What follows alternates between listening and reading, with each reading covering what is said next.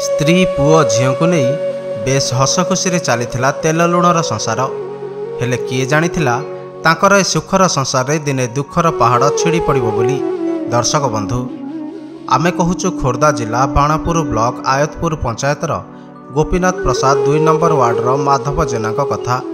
माधव दादन खटिबाकू जाई बेस 2 पैसा रोजगार करुथिले आउ सेइथिरे तांको परिवार सुरुखुरी रे चली जाउथिले। हेले तांकर सुखर संसार रे जेपरी कहार नजर लागिगला एवं दिने से दुर्घटनार शिकार होई संपूर्ण अक्षम पलटि गले।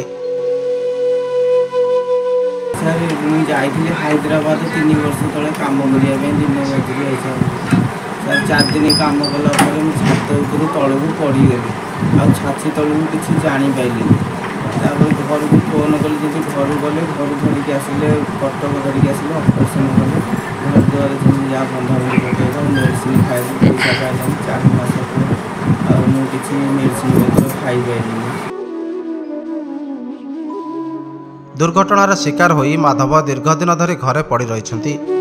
निज पाखरे जहा किछि संबल थिला सबु सरी जाइछि। घर चलैबा तो दूरर कथा निज पाई मेडिसिन आनिबा पाई मध्य तांका पाखरे आउ टंकाटिए भी नाही।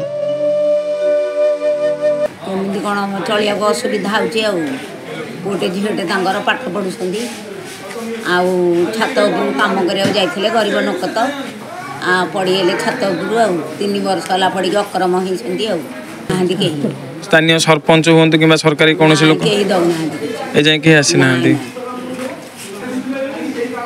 टंका देले चलते पिलारा पाठ पढ़ते।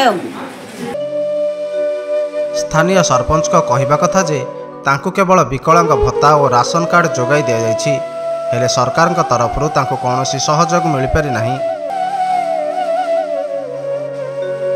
अन्यपटे सोशल मीडिया खबर पाई कटक स्थित माँ बिरजा सेवा संगठन सदस्य माने तांको पाखरे पहुंची तांको किसी आर्थिक सहायता प्रदान करने सह तांको साहाय्य सहयोग करने को अनुरोध करछंती।